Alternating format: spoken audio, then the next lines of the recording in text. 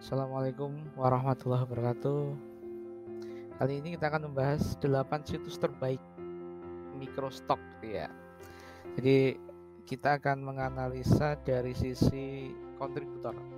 Jadi 8 situs paling recommended yang disarankan ketika kita akan menjadi kontributor microstock ya. Jadi targetnya adalah bagaimana kita mendapatkan penghasilan ya dari foto yang kita upload di microstock. Nah, ini ada beberapa rekomendasi. Sebenarnya ada banyak ya.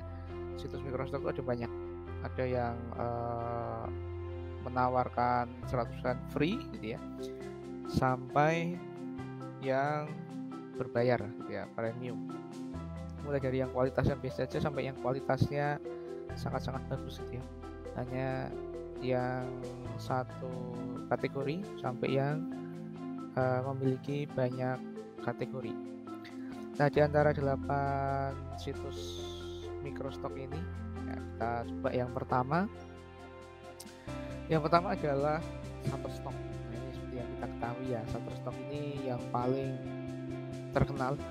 Ini saat ini adalah pemimpin ya, yang memimpin microstock yang paling tren.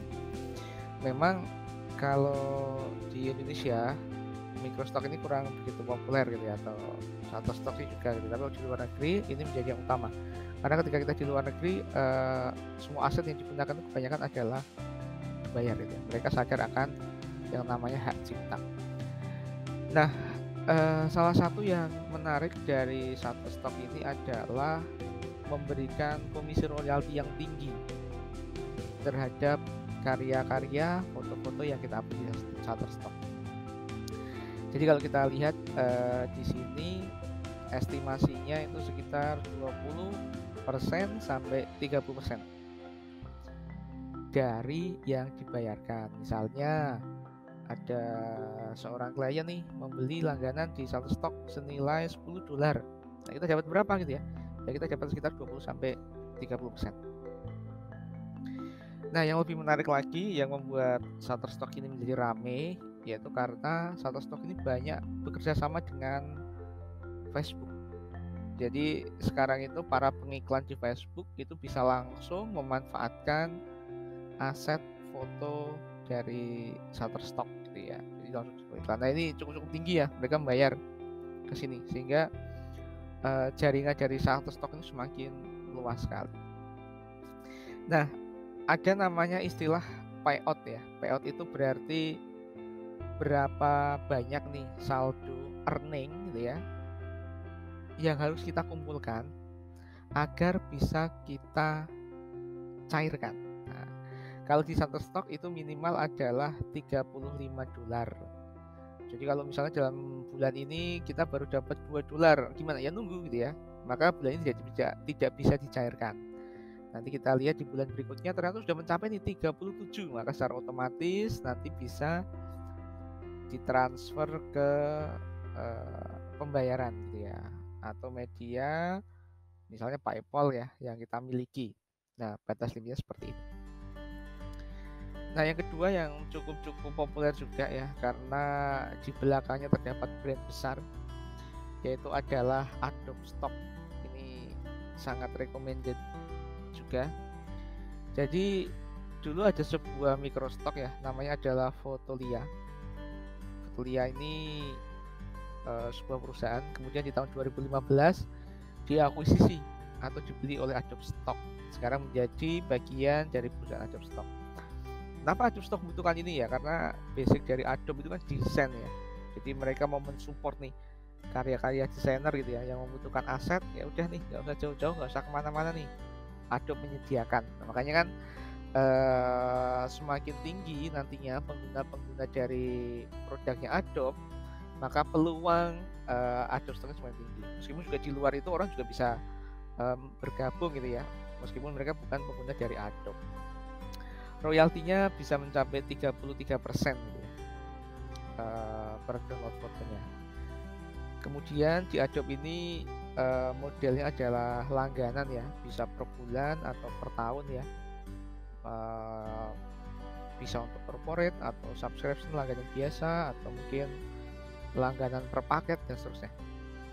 Kemudian minimal payoutnya ini $25 ya. Jadi setiap situs microstock berbeda-beda. Kalau Adobe Stock ini adalah $25. Kemudian berikutnya ini yang lumayan menarik ya, banyak menarik minat orang-orang Indonesia, yaitu adalah Canva. Canva ini prediksi saya akan menjadi trendsetter nantinya, trendsetter di Indonesia ya. Di Indonesia akan menjadi trendsetter microstock. Nah, di Canva itu mungkin kalau yang kita tahu hanya tempat untuk edit desain itu ya, buat desain dia, tapi ternyata nggak hanya seperti itu. Nah, si Canva ini juga membuka kontributor ya. Kita bisa sebagai kontributor. Salah satunya kita bisa ngupload foto stok. Meskipun yang lain juga banyak, ada elemen, ada macam-macam gitu ya.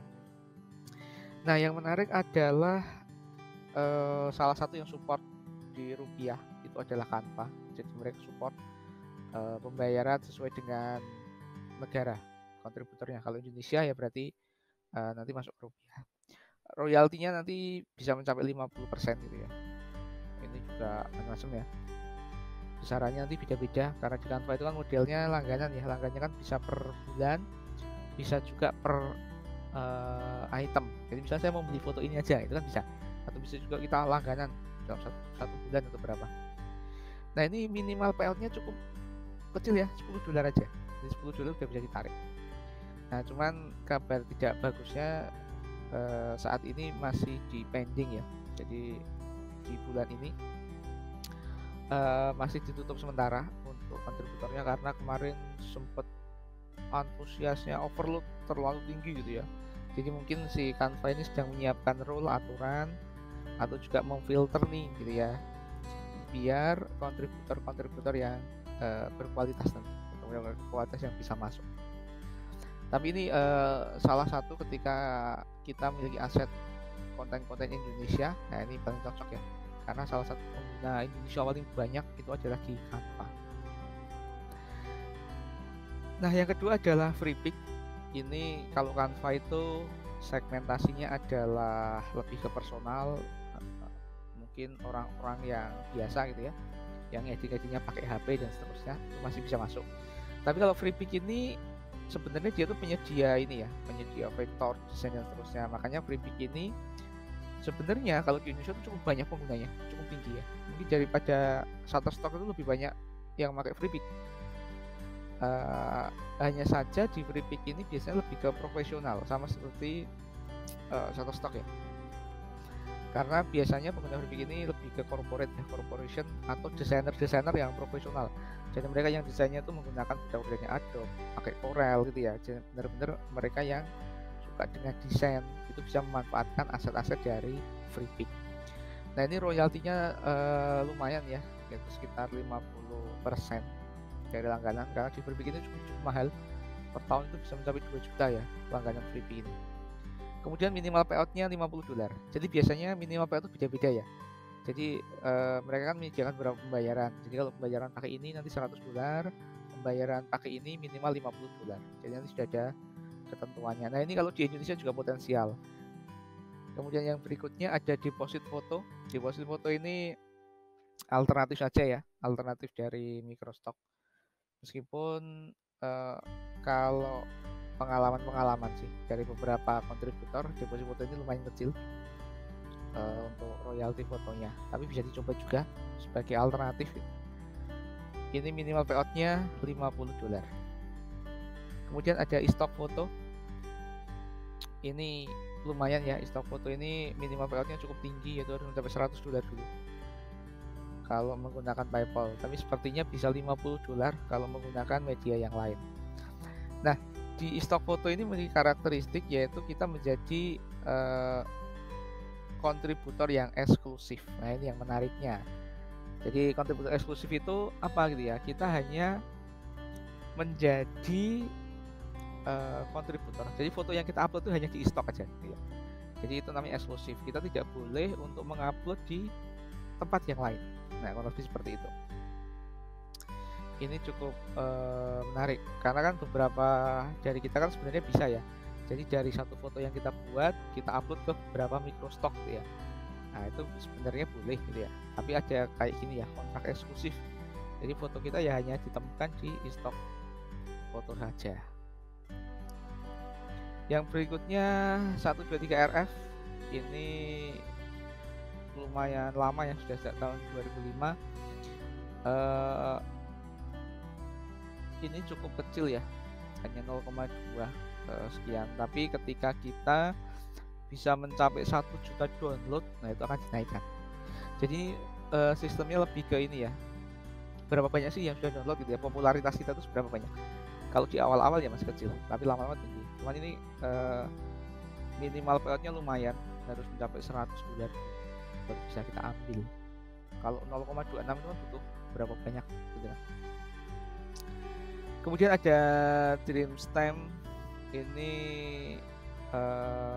dikenal lebih ke komunitas ya, komunitas bidang-bidang tertentu. Di sini salah satunya kita bisa menjadi kontributor eksklusif dengan mengupload minimal 50 aset atau stok. Komisinya lumayan, tapi masih ini angka persentasenya lumayan tinggi ya, 25 sampai 60. Tetapi harga jualnya kan lebih rendah gitu ya daripada Shutterstock. Sehingga kalau kita konversi ke dalam dolar itu endingnya nanti lebih kecil daripada Shutterstock. Tapi minimal payloadnya adalah 100 dolar.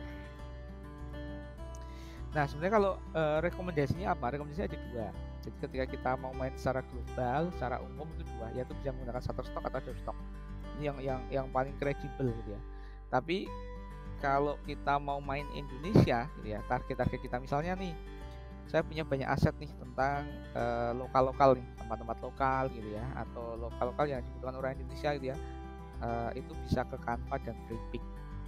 Meskipun juga nanti keempat-empatnya bisa kita coba, boleh gitu ya, keempat-empatnya. Tapi rekomendasinya ke dua yang bawah, Canva dan Freepik, karena itu paling banyak digunakan di Indonesia. Shutterstock juga oke sih. Nah itu ya teman-teman, gambaran dari situs-situs microstock. Nanti jadi pilih. Rekomendasinya ada 4, yaitu ada Shutterstock, Adobe Stock, Canva, dan Freepik. Oke, sekian pembahasan tentang situs-situs recommended microstock. Semoga bermanfaat. Saya akhiri. Assalamualaikum warahmatullahi wabarakatuh.